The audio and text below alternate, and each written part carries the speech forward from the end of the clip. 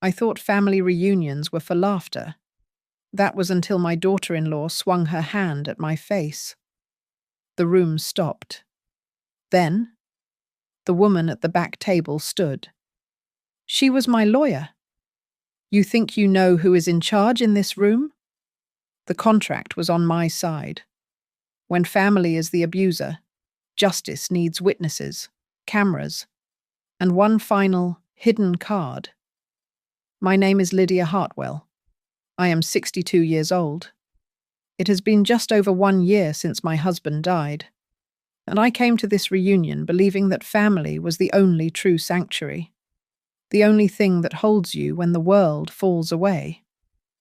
We were at the Ridgeport Lodge, the big annual Hartwell gathering in Massachusetts. The entire clan was here. My son, Jason, was already working the room, his phone glued to his ear, perpetually handling a crisis, which usually meant smoothing the way for his wife, Valerie Knox. Valerie wasn't just attending the reunion, she was directing it. She moved through the crowd in a crisp white dress, adjusting the placement of floral arrangements, her voice cutting through the chatter, correcting an uncle's story, tasting a dip and making a face. She controlled the very air we were breathing. I held on to the belief that this day could be different. The air smelled of pine and barbecue smoke, a combination that usually meant comfort. String lights were draped between the heavy wooden beams of the lodge and across a long table. Decades of Hartwell history were laid out in dusty photo albums. I felt a pang of nostalgia, a memory of a time when these gatherings felt safe. That feeling, I was learning, was a relic. I had spent the morning making my mother's potato salad. It was the one thing I knew how to do, a tangible piece of my past I could offer. The recipe was heavy, comforting, and familiar. As I carried the heavy ceramic bowl toward the buffet line, I felt a familiar anxiety tighten my chest. Valerie's presence had been a low-grade fever for months, a constant, simmering pressure. I saw her spot me. She stopped her conversation mid-sentence and waited. "Lydia," she said, her voice loud enough to carry.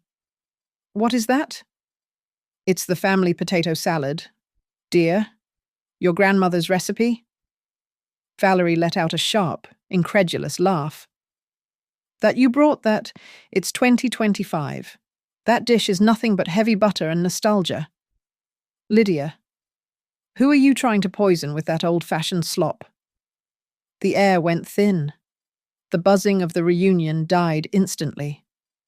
I saw my cousin Sarah freeze, her hand halfway to a cracker. I looked for Jason. He was standing only 10 feet away. Our eyes met for a fraction of a second before he looked down, raised his phone to his ear, and turned his back to me, pretending to take an urgent call. The betrayal was so swift, so practiced. It nearly took my breath away. The rest of the family suddenly became fascinated by the ceiling beams, the floorboards, their own shoes. I just stood there, holding the heavy bowl, the heat of humiliation rising in my face. "Valerie," I said, my voice barely a tremor. That was unnecessary. It was the wrong thing to say. It was resistance. "Unnecessary," she hissed, stepping closer. She snatched a hard plastic plate off the stack. Before I could react, she swung it. It was not a gentle push. It was a hard, sharp strike, the edge of the plate connecting with my cheekbone. The sound was a flat, ugly smack that echoed in the silence. The shock of the impact made me drop the heavy bowl. It shattered on the wooden floor. The sound of the breaking ceramic was deafening. Potato salad and glass splattered everywhere. No one moved. No one breathed. Jason, his fake call abandoned, stared with wide, panicked eyes. Valerie stood over me, her chest heaving, the plastic plate still in her hand. I didn't touch my face, though it stung terribly. Then, from a small table in the back corner, a chair scraped against the wood. A woman with dark brown hair, whom I had introduced to everyone as my new friend. Marin Cole slowly stood up. She deliberately placed her napkin on the table. She looked at Valerie. She looked at Jason. Then she looked at me. No one in that room knew who she really was. The sting on my cheek was just the end point, the public punctuation mark on a sentence that had been written in private for months. It started the day I became a widow, after my husband was gone. The silence in our suburban home was too loud. It was Valerie who suggested I sell it. "It's just practical. Lydia," she'd said, her hand on my arm, a gesture of synthetic comfort. "The market is high. Move into a small condo near us.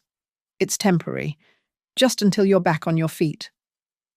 I believed her. I sold the house I had lived in for 30 years and moved into a rental apartment 5 minutes away from them. Temporary became permanent very quickly. On the first day, Valerie presented me with a binder. "Just a simple cost-sharing agreement," she announced, as if she were running a boardroom. It was not simple. It was absurd. I was to pay 60% of their groceries, despite eating like a bird. I was to cover a flat utility surplus fee for their home, as my presence in the city, she argued, increased their overall lifestyle burden. I signed it. I was 61, grieving, and I just wanted my son nearby. The chores began as my own attempt to be useful, to earn my keep in a dynamic I no longer understood. "I'll help with dinner," I'd offered. Within a month, helping became an expectation. I was cooking, cleaning, and doing their laundry, while Valerie reviewed my work. "You missed a spot," she would say, running a finger along a counter I had just wiped. The boundaries dissolved. She felt entitled not just to my labor, but to myself. She would pick up my phone when I left it on the kitchen counter. "Who is this?" "Lydia." "Why are you talking to your old neighbors? You need to move on." She would go into my small apartment when I was out and reorganize. She criticized my clothing, telling me my cardigans were depressing and made Jason look like his mother was destitute. Sometimes, just to wound me. She would mimic my voice, pitching hers low and slow, mocking an opinion I'd offered. I went to Jason, desperate. "Jason." She read my private texts. He wouldn't look at me. He just rubbed the back of his neck, the way he always does when he's cornered. "Mum, just don't make it a big deal. Valerie is under a lot of stress at work. You know how she is. Just try to get along." His passivity was a blade. He wasn't just avoiding conflict. He was offering me as a sacrifice to it. The lowest point came on a Tuesday in August. I hadn't eaten much, my mind foggy with grief and exhaustion. I felt my blood sugar crash. The room tilted. I remember grabbing the edge of the dining table before I fainted, sliding to the floor. I was out for only a few seconds. When I came to, Valerie was standing over me, phone in hand, not dialing 911, but checking her email. "Get up, Lydia," she said, annoyed. "You're being dramatic, and you forgot to clear the dishes from lunch." I had to pull myself up using the chair, my vision still spotted with black, and carry my plate and hers to the sink before she agreed it was time to go to an urgent care. Something in me broke that day, the part that was trying to get along. I had spent 25 years as an administrative secretary at Northfield Archives. My entire career was built on precision, documentation, and facts. I knew how to create a record. That night, I bought a new, spiral-bound notebook. I started writing. Not a diary, but a log. August 10th, 2:15 p.m. Fainted. V. Refused aid until table was cleared. Witness none. August 12th, 8 a.m. V. Used my phone. Deleted 3 contacts. I recorded the times, the dates, the exact quotes, and who was present. The archivist in me woke up. The loneliness, however, was a physical weight. I needed to be somewhere she was not. I signed up for a watercolor painting class at the community center. It was 2 hours, every Wednesday, where no one could critique me or mock my voice. It was there, while trying to paint a sky that didn't look like mud, that I met a woman named Sarah. She listened to my watered-down version of events. She looked at me over her easel and said, "You don't need a painting class. Honey, you need a lawyer." She gave me a name, Marin Cole, a civil litigator. I made the call the next day. Marin Cole's office was not what I expected. It was small, on the 3rd floor of a brick building, and smelled like old books and lemon tea. She was sharp, precise, and completely calm. I sat there, my hands shaking, and told her everything, reading from the notebook I had started. She listened without interruption. When I finished, she didn't offer sympathy. She offered a strategy. "Lydia, people like Valerie don't respond to emotional appeals," Marin said, leaning forward. "They respond to leverage and consequences. You have been trying to appeal to a humanity that isn't there. We will stop. We are not going to have a big, tearful confrontation." Her advice was cold, procedural, and exactly what I needed. It was the first time I had felt anchored in a year. "We will build a case, quietly," she continued. "This state is a one-party consent state. That means you, as a party to the conversation, can legally record any interaction you have with her. My advice is to do so." The next day, I bought a small digital voice recorder. It looked like a simple lapel pin, a small silver leaf. I wore it every time I went to their house. My notebook from Northfield Archives was already my habit. But now it was my primary tool. I logged every interaction, the date, the time, who was present, and the exact words. The silver pin recorded the audio, and my notebook provided the context. Marin reviewed the cost-sharing agreement Valerie had forced me to sign. She read it once, then read it again, a small, humorless smile on her face. "This isn't a contract, Lydia," she said, tapping the paper. "This is an extortion note written by an amateur. Many of these clauses are completely unenforceable. They rely on your fear, not the law." That afternoon, I went to a different bank, one several towns over. I opened a new checking account under my name only. I felt a thrill of rebellion as I filled out the forms. I went home, logged into my old account, and cancelled the automatic monthly payment I had scheduled to Valerie's account. The transfer of $2,000, which she called my contribution, was stopped, effective immediately. Marin drafted a formal cease and desist letter. It detailed the harassment, the financial malfeasance, and the verbal abuse. It was a brutal, factual document that made me sick to read. Yet it was the truth. We didn't send it. Not yet. "This is our leverage," Marin explained. "We hold it until the right moment." My next step was liberation.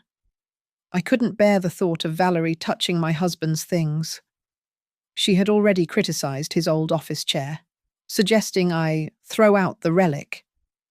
I secretly rented a small, climate-controlled storage unit. It was 5 feet by 5 feet, over 3 weeks. I moved his photographs, his service medals, and his favorite books out of my apartment and into the safety of that anonymous, locked room. I was preparing my exit. Then, the annual Hartwell family reunion came up. Valerie, predictably, took charge of the entire event. She was booking the Ridgeport Lodge, organizing the catering, and sending out mass emails about the schedule. Her emails were full of phrases like, "my hard work," and "my contribution to keeping this family together." She announced she would be giving a presentation at the reunion to list her contributions and ensure everyone was pulling their weight. I mentioned the venue to Marin during one of our weekly check-ins. "The Ridgeport Lodge?" she asked, her focus sharpening. "Yes, it's where we always go." Marin was quiet for a moment, typing. I watched her screen reflect in her glasses. "Lydia?" she said slowly, turning back to me. "Who owns the Ridgeport Lodge?" "I have no idea. The Hartwells have just rented it for years." "The lodge is owned by a holding company," Marin said, reading from her monitor. "A corporation called Beacon Laurel LLC." I shrugged. "I don't know what that is." Marin looked at me intently. "Beacon Laurel LLC. I want you to remember that name. Pay close attention to that name." I didn't understand why, but I trusted her. I wrote it down in my notebook. The reunion was set for 3 weeks later, and I knew, with a certainty that chilled my bones, that was where the confrontation would finally happen. It was about 30 minutes after the potato salad incident. 30 minutes of me hiding in a bathroom, wiping my face, and willing myself not to flee. 30 minutes of Marin finding me, looking at the red mark on my cheek, and saying, "Are you ready, Lydia? Or do you want to go?" I took a breath, my silver pin recorder feeling heavy on my lapel, and said, "I'm ready." We returned to the lodge.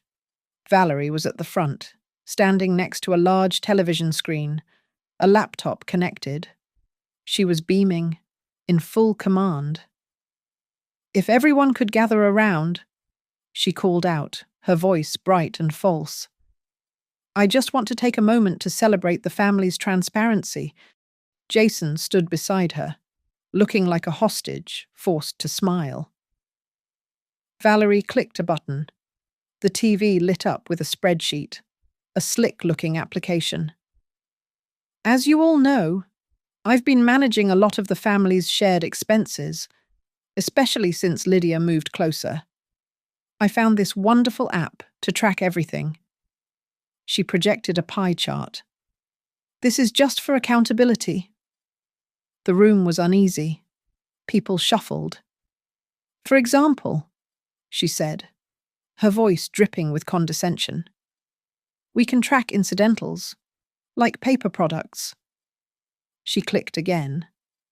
A single line item appeared on the screen, highlighted in red.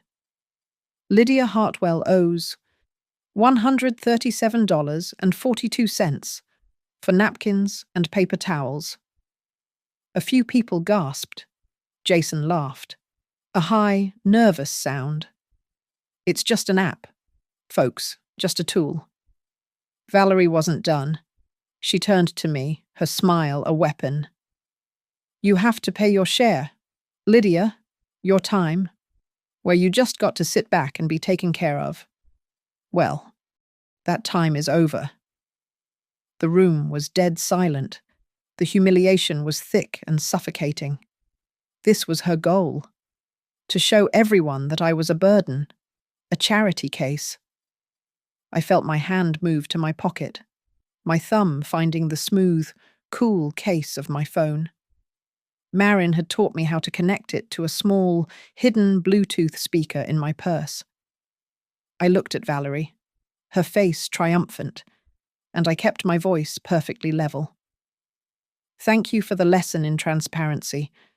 Valerie, you are so right. We should all be accountable. See, she said to the crowd. She understands.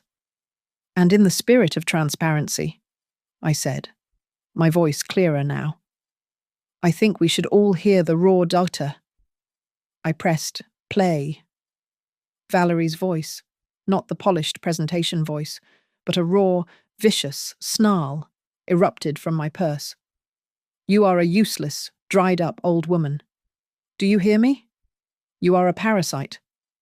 Lydia, Jason only tolerates you because I let him. You will do what I say, or I will put you in a state-run home so fast your head will spin. You are nothing. The recording was from last Tuesday. I had been wearing the pin. The blood drained from Valerie's face. The family stared, mouths open.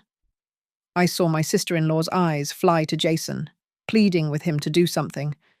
Jason just stood there, paralyzed, his skin a pale, waxy color. He said nothing. He did not defend me. He did not deny it. Valerie's silence was only for a second. It was the silence of a predator gathering itself, the shame, the exposure. It didn't humble her. It enraged her. She saw the phone in my hand. She saw my calm expression. It was not a plastic plate this time. It was her open hand. She lunged, not from 10 feet away, but from 2. She slapped me across the same cheek she had hit with the plate. The sound was a sharp crack that seemed to suck all the air from the lodge. My head snapped back, the sting blinding me for a second. A red-hot pain bloomed on my skin. This time, no one pretended not to see. My young cousin, Amy, let out a small sob. Her hand, which had been in her pocket, came up. The red light of her phone camera was on. She was recording. The crowd split. I saw looks of horror, but I also saw, in the eyes of 1 or 2 distant relatives, a look of dark, satisfied entertainment. That is when Marin Cole stood up. She walked calmly from the back of the room, stepping past the shattered remains of my mother's bowl. She stood between Valerie and me, though she only looked at Valerie. My name is Marin Cole, she said, her voice cutting through the silence, clear and cold. I am Lydia Hartwell's attorney. She turned to the lodge manager, who was frozen by the door. Please ensure no one leaves this room, and I would advise you to preserve any security footage. This gathering is now a documented scene. I looked around. My family. My reunion. It was a scene. The room was a photograph of shock. Valerie's hand was still half raised, her face locked in a mask of triumph that was rapidly curdling. Jason looked ill. The lodge manager, a young man who looked like he was about to quit, was staring at the shattered ceramic on the floor. Marin Cole paid no attention to Valerie. She turned her entire focus to the manager. Sir, she said. Her voice was not loud, but it sliced through the residual chatter. You are the manager on duty. He nodded, his eyes wide. I need the event contract for this party, the one for the main hall booking. Valerie let out a sharp laugh. Are you insane I booked this? I am the client, manager. I want this woman, and the old one, removed from my event. They are trespassing. The contract, please, Marin repeated, as if Valerie had not spoken. The manager fumbled with a tablet. Yes. The booking is for the Hartwell reunion, but the client, the actual rental agreement, it's not under her name. The lodge is property of Beacon Laurel LLC. They're the ones we answer to. Beacon Laurel, Valerie snapped. I don't care what the name is. I signed the catering agreement. I'm in charge. That is where you are mistaken, Marin said. She finally turned to Valerie. You are not the client. You are not the host. You are simply the organizer. And your authority, as of this moment, is revoked. Marin reached into the leather briefcase she had left by her chair and removed a single, crisp document. She did not give it to Valerie. She handed it to the manager. This, Marin said, is a copy of the Articles of Incorporation for Beacon Laurel LLC. It is a holding company. That company is the sole asset of the Hartwell Sanctuary Trust, a living trust established last year. Marin paused, letting the legal terms settle in the air. I saw Jason's confusion deepen. And I, Marin continued, am the attorney who drafted that trust. The sole trustee and primary beneficiary of the Hartwell Sanctuary Trust is my client, Lydia Hartwell. The silence that followed was absolute. It was a vacuum, sucking in all the whispers, all the smirks, all the pity. I owned the lodge. I owned the pine-scented air they were breathing. When my husband, Robert, had been alive, he and his financial advisor had set up a complex portfolio. After he died, that advisor, a kind man named Mr. Abernathy, had insisted on protecting me. We protect the principal, Lydia, he'd said. We put the assets where no one can touch them unless you say so. We had rolled the profits from my old house sale into this LLC, and this lodge was its first acquisition. I had never told Jason. Valerie's face was a terrible, fascinating spectrum of white and red. No, that's a lie. She's poor. She owes me money for napkins. It is a verifiable legal fact, Marin said, which means Mrs. Hartwell is the actual host of this event. You, Valerie, have zero authority. You cannot have anyone removed. In fact, as you just assaulted the property owner twice in front of witnesses, you are the one who is trespassing. Marin produced a second letter. This one she handed to Valerie. This is a formal notice. Your privileges as event organizer are terminated. You will cease and desist all contact with the vendors. The manager, who now looked at me as if I were the Queen of England, stepped forward. Mrs. Hartwell, my profound apologies. What are your instructions? I felt my spine, which had been bent for a year, snap straight. First, I said, my voice clearer than it had been in months. Please turn off that dreadful music. Let's have something classical. Quietly. Yes, ma'am. And please, instruct the catering staff to bring out all the dessert trays and coffee. The family has waited long enough. He bowed slightly and rushed off. The room was a sea of stunned faces. I heard my cousin murmur, "She planned this. My God. She planned the whole thing." Jason stumbled forward, his face pale. "Mom, you own this. I didn't know." I looked at my son, my child, the man who had watched me be struck. "I know you didn't, Jason," I said. The sadness, a physical weight. That was the point. I was forced to be silent. I needed to see what you would do, who you would be, if you thought I had nothing left to give you. Marin was not done. She calmly walked to her table, retrieved a small portable camera from her bag, and placed it on the buffet table, its lens aimed at the center of the room. She pressed a button, and a small, discreet blue light indicated it was recording. For everyone's safety, Marin announced. We will be documenting the remainder of this gathering. Valerie, backed against the wall, her chest heaving, looked at me with pure hatred. A few pieces of paper, she hissed. Don't make you young again. Lydia, you're still just a pathetic, old woman. Perhaps, I said. But I am a pathetic old woman who owns the door.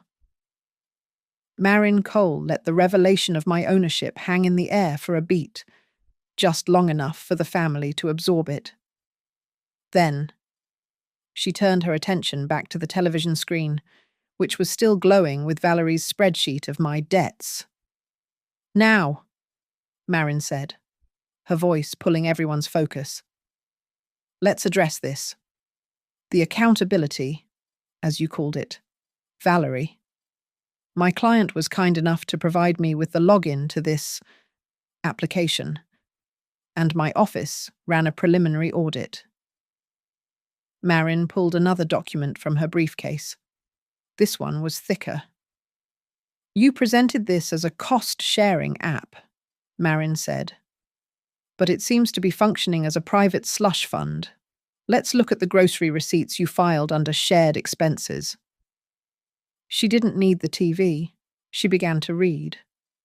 A $30 bottle of imported truffle oil, $80 skincare masks, an organic, handcrafted gin subscription box. Lydia, do you use any of these items? No, I said, my voice clear. We thought not, Marin said. We also found 3 separate instances of double charging.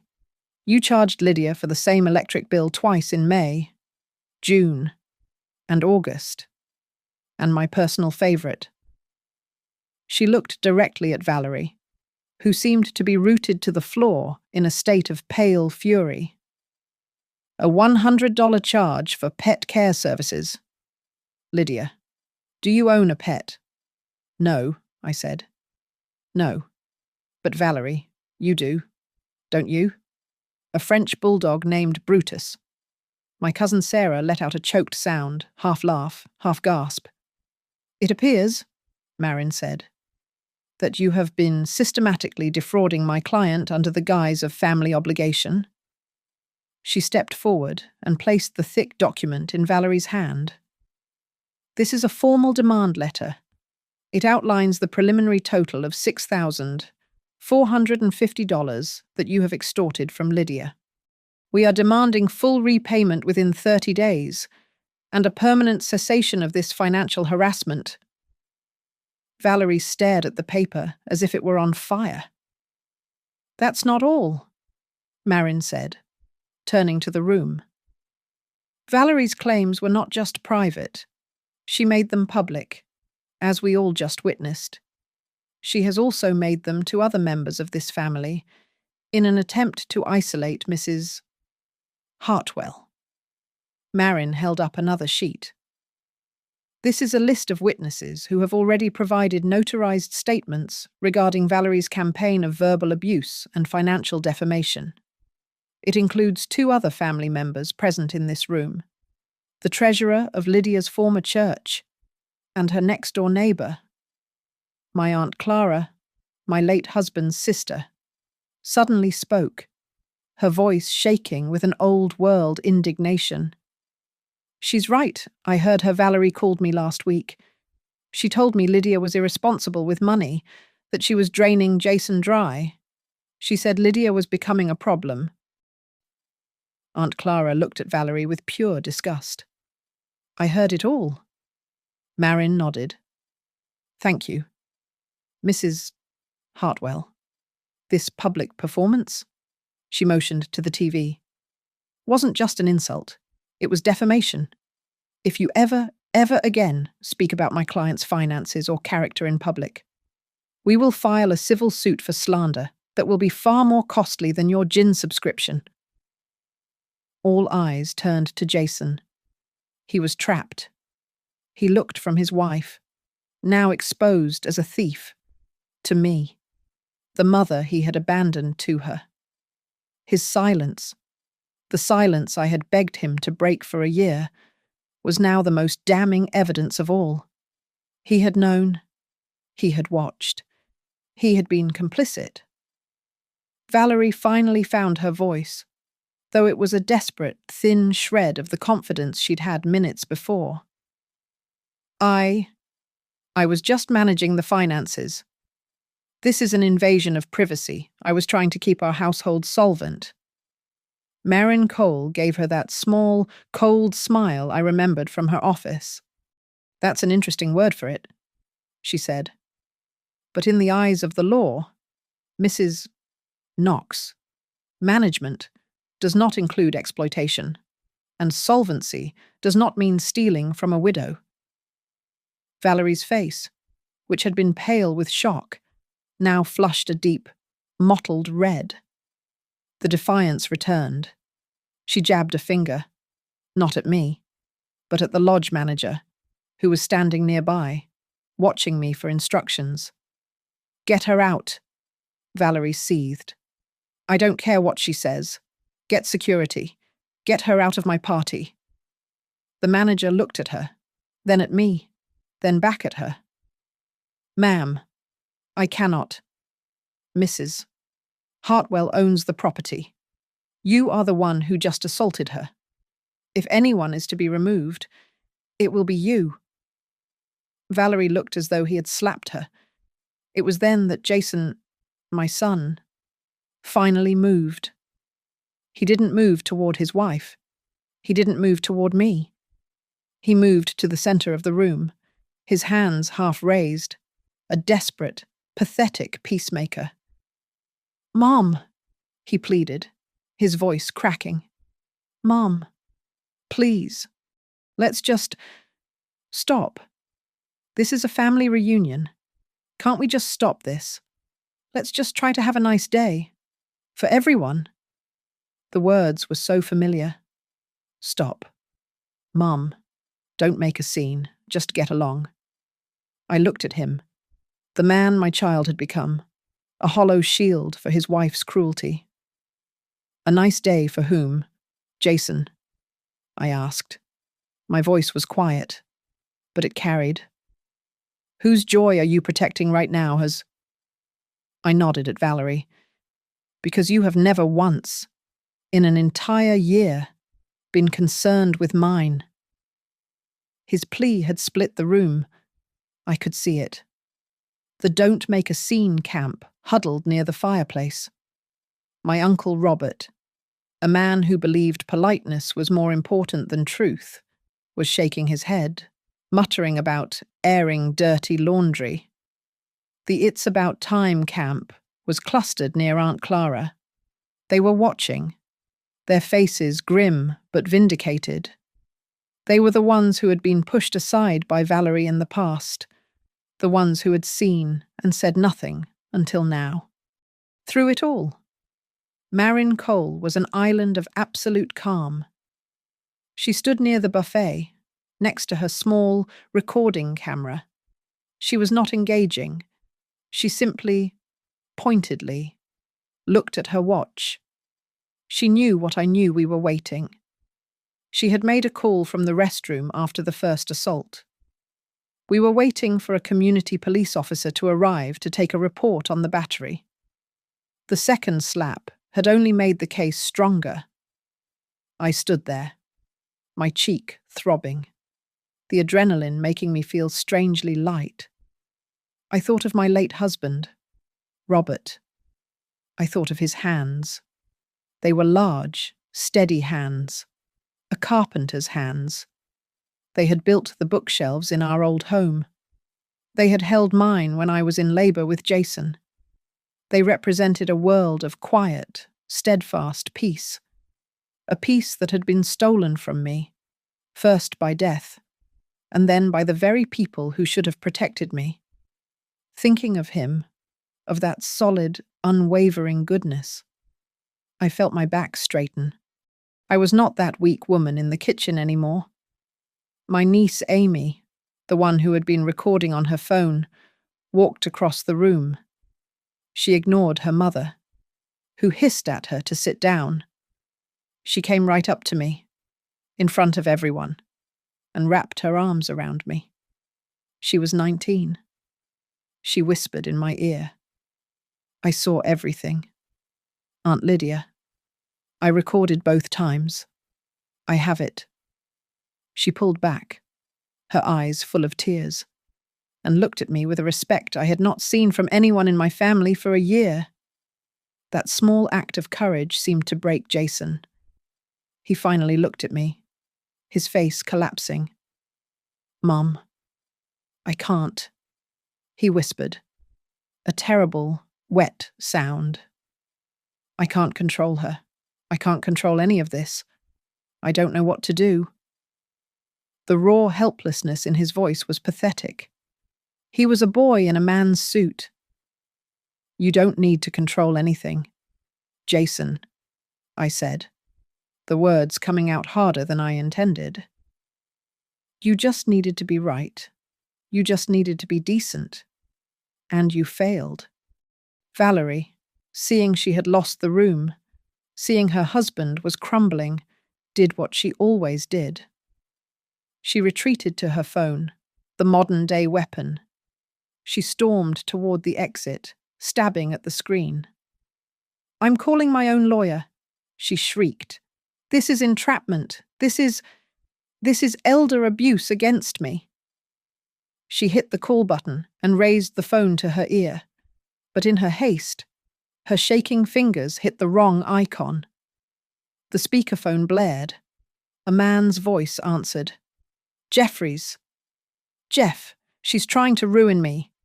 Valerie screamed, unaware we could all hear the reply. The voice on the phone sighed.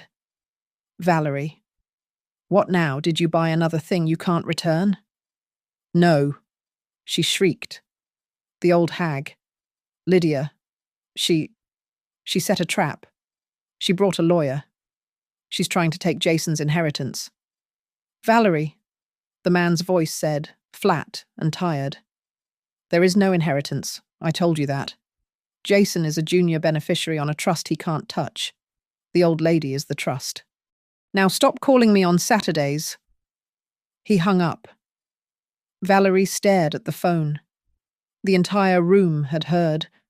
The final mask had just been ripped away. The silence that followed the lawyer's call was profound. Valerie stood exposed, her desperate attempt to frame me as a gold digger having backfired and revealed her own obsession with money that did not exist. She looked feral, her eyes darting around, looking for an exit or an angle. Marin Cole gave her neither. She simply stepped forward into the center of the room, drawing all the attention. Valerie, Marin said, her voice calm and procedural. She was holding a file folder. From it, she produced a document with a pale blue cover sheet. My office has been documenting your pattern of behavior for some time, based on the audio recording you all heard, and several others detailing credible threats and escalating harassment. My office filed an emergency petition yesterday. She held the document up so Valerie and everyone else could see the court seal. This is a temporary restraining order, signed yesterday afternoon by Judge Alvarez. It prohibits you, Valerie Knox, from contacting, harassing, intimidating, or coming within 100 yards of my client, Lydia Hartwell. Marin stepped forward and placed the document on the table directly in front of Valerie, who flinched as if it were a hot iron. You are now officially served. The order is active immediately. As if an afterthought, Marin added, and regarding the shared debts you invented, this letter, she placed a second paper down, is a formal refusal to mediate. My client will not be negotiating your fraudulent charges. This is now a civil dispute, and our demand for repayment stands. The room was breathless, but I wasn't finished. This wasn't just about the law. It was about the family. I stepped forward. Valerie, you were screaming about Jason's inheritance, I said. You were always so worried about the money. I turned to the family, to the aunts and uncles and cousins who had watched me be humiliated for years. My dear mother-in-law, Jason's grandmother, was a very wise woman. When she passed, she left the bulk of her estate not to any one person, but to the Hartwell Community Trust. It funds scholarships, supports this town, and, yes, provides stipends to family members. I let that sink in, but she included a condition, a very specific ethics clause. To receive any benefit, any Hartwell descendant must demonstrate behavior that honors the family name and shows unwavering respect for the elders of this community. I glanced at Aunt Clara, who was nodding, her eyes fierce. That trust, I continued, is overseen by a 3-person board. As the current family matriarch, I hold one seat. A representative from the Community Foundation holds the second. And, I looked at Marin, our legal counsel, who serves as the independent administrator, holds the third. A collective gasp. Marin was not just my lawyer. She was the gatekeeper. Now, I turned to my son. Jason looked like he was going to be sick. Jason, I said, my voice softer. When you went to college, you received the Hartwell Scholarship. Do you remember what you signed to accept it? He just stared at me, mute, his face pale and slick with sweat. You signed an ethics pledge, I said. A promise to uphold those values. We all did. Marin stepped in, her voice clinical, not unkind. That pledge, Jason, is a binding addendum to the trust. Your complicity in the abuse of an elder, your mother. The trust's primary benefactor is a direct violation of that pledge. It triggers, by the trust's own bylaws, an immediate suspension of all benefits. She did not threaten him. She simply handed him a copy of the document he had signed when he was 19 years old. The ethics clause highlighted in yellow. It was not an attack. It was a chance. This was the moment. The loss of money. The loss of control. The public humiliation. It was too much for Valerie. She saw my niece Amy, standing beside me, her phone still held in her hand, though she was no longer recording. You. Valerie shrieked, a raw, ugly sound. She lunged, not at me, but at Amy. You little bitch, give me that phone. She grabbed for the phone, her fingers clawing at Amy's wrist. Amy screamed and stumbled back, and I instinctively moved between them. No, I shouted. Assault! Marin's voice boomed. Assault in direct violation of a restraining order. Valerie's hand connected with Amy's arm just as the heavy oak doors of the lodge swung open. A uniformed community police officer stood in the doorway. He was tall, his face unreadable. He took in the scene, Valerie, mid-attack, Amy, crying, me, shielding her, the shattered bowl on the floor. The room became as silent as a tomb. The officer looked at Marin, who was clearly the person he was there to meet. Ma'am, you called about a disturbance? Marin Cole was perfectly still. She looked at the officer, then at Valerie, who was frozen, her hand still clutching Amy's arm. Officer, thank you for coming, Marin said, her voice a blade of pure ice. We appear to have two separate matters. The first is a civil matter, which is being handled here. She then pointed to Valerie. The second is a criminal matter, assault, battery, and the violation of this temporary restraining order, which I just served. She pointed to the paper on the table. Perhaps you and Mrs. Knox should discuss that on the porch. The officer, standing in the doorway, became the new center of gravity. Valerie's assault on Amy stopped, her hand frozen in mid-air. Marin Cole, however, did not wait. She held up a hand, not to the officer, but to the lodge manager. "Sir, please, pause the music." The gentle classical score I had requested vanished. The room was plunged into a thick, dead quiet, broken only by Valerie's ragged breathing. This was no longer a party.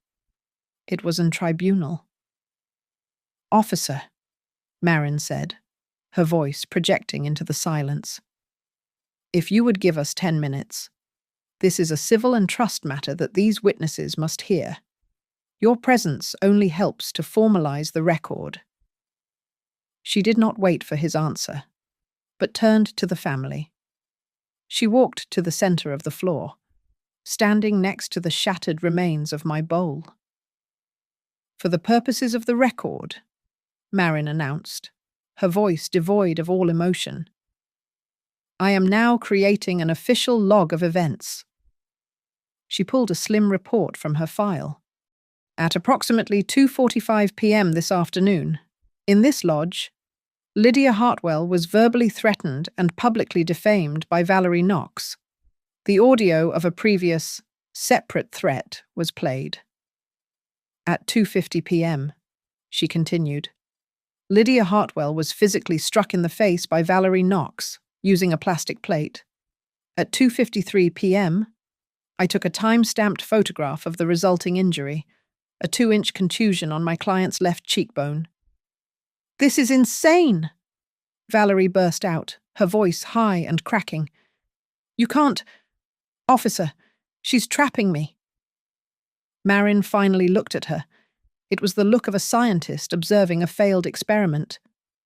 "Valerie," she said, her voice dangerously soft, "you have the absolute right to remain silent, and you have the right to an attorney. Given what we all heard from Jeffries, I strongly suggest you exercise both." The officer at the door remained still, his expression unreadable. He was letting this play out. Marin's gaze then moved from Valerie and settled, with unbearable weight, on my son. "Jason Hartwell," she said. He flinched, as if she had struck him. "You are a primary witness to these events. You are also a signatory to the Hartwell Trust Ethics Pledge. The board is now formally requesting your statement. Do you deny what happened here?" The room held its breath. This was the moment. His wife, or his mother. His inheritance, or his integrity. Jason looked at Valerie, who was staring at him with a look of pure, murderous warning. He looked at me, my face stinging where she had hit me. He took one, shuffling step forward. He was trembling. He choked. He looked down, his body curled in on itself. Mom. He couldn't say it. "Mr. Hartwell." Marin pressed, her voice like steel. "I'm sorry," he finally wailed, the sound ripping out of him. He looked at me, his face crumpled, tears streaming. "I'm sorry, Mom. I saw it all. I saw it. I let it happen. I was scared. I'm sorry." A low, horrified murmur swept the room. It was done. His confession, his cowardice, was now on the record. "The apology is noted," Marin said, ticking a mental box. She turned back to Valerie, who was watching her husband's collapse with stunned disbelief. Marin held up the blue-covered document again. "As I stated, this temporary restraining order is active. Officer, I have served it. Mrs. Knox is legally required to stay 100 yards away from Lydia Hartwell." The lodge manager stepped forward, standing beside Marin. "And stand as the representative of the property owner, Mrs. Hartwell," he announced. "Our policy is zero tolerance. Any guest who violates a court order or commits an act of violence on these premises will be removed and banned." "Removed?" Valerie spat.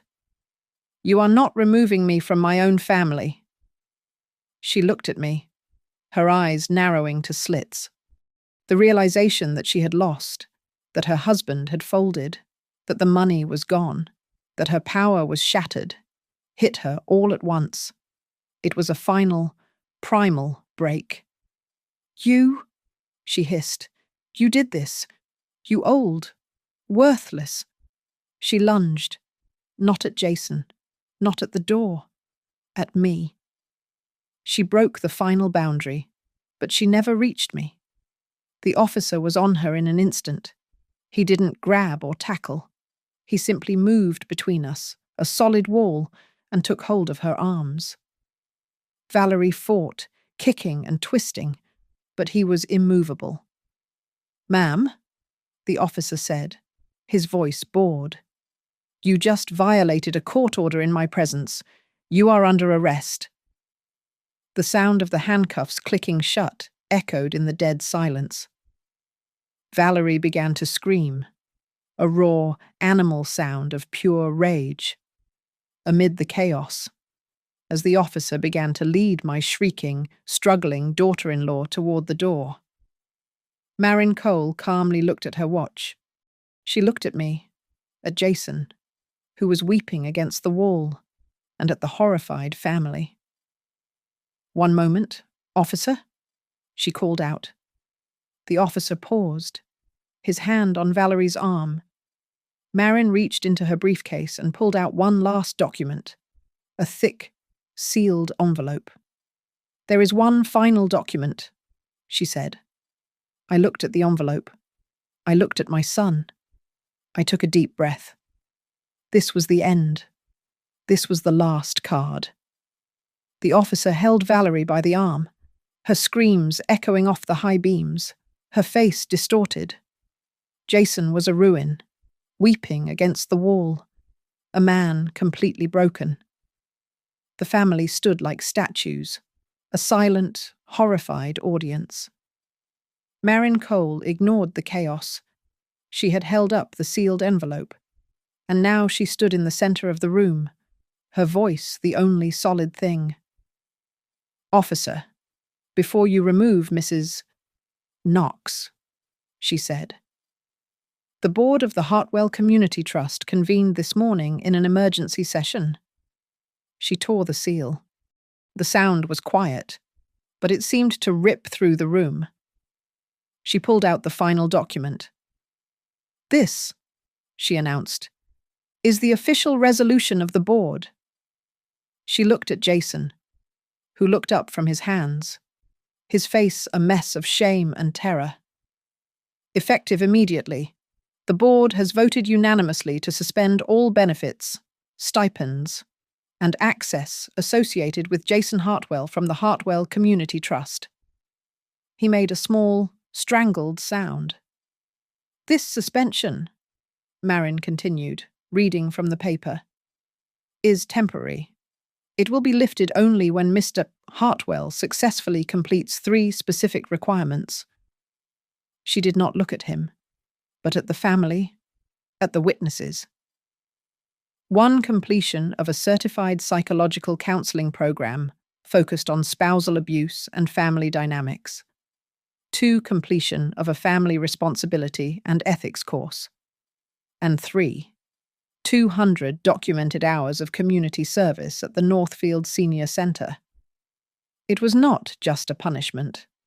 It was a prescription. Then, her gaze, cold and final, landed on Valerie, who had stopped struggling and was just staring, the handcuffs glinting. Furthermore, Marin read, her voice absolute. "The board resolution permanently excludes Valerie Knox from any and all direct or indirect benefits from this trust.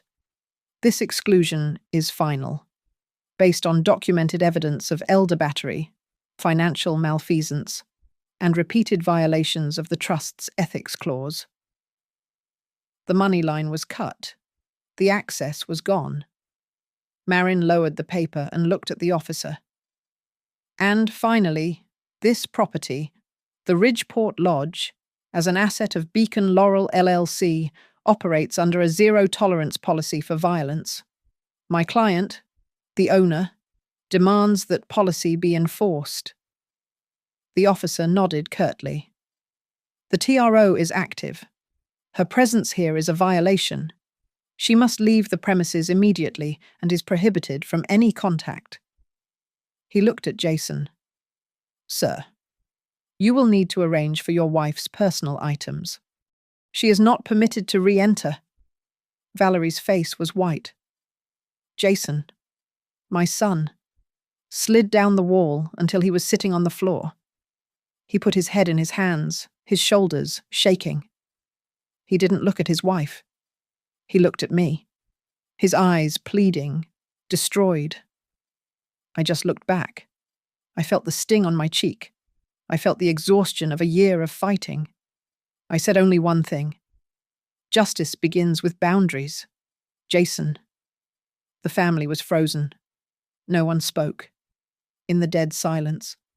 Someone, my uncle, I think, dropped his fork. It hit his ceramic plate with a sharp clink that sounded as loud as a bell. Valerie finally understood. She looked around the room, searching for a friendly face, an ally, anyone. She found no one. Aunt Clara looked at her with contempt. Amy looked at her with defiance. Jason just looked broken. She had no allies left. The officer gently but firmly pulled her toward the exit. She didn't fight this time. She just walked. A woman hollowed out, defeated. Marin Cole watched her go. She calmly gathered her scattered papers, placed them in her briefcase, and snapped the locks shut. The sound was final. She turned to the lodge manager, who was still standing by the audio equipment, his face pale.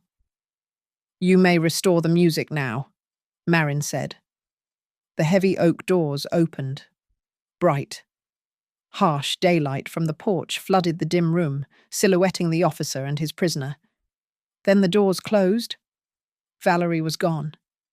Jason was still on the floor, his throat making a raw, choked sound. I stood in the center of the room. My hands were shaking. I realized. They were trembling terribly, but I did not move. I did not sit, and I did not look away. Thanks so much for listening to my story. I'd love to know where you are tuning in from, so please drop a comment below and share your thoughts with me. Don't forget to subscribe to Grandma's Family Diary, give this video a like, and please hit that hype button so this story can be heard by others who need it.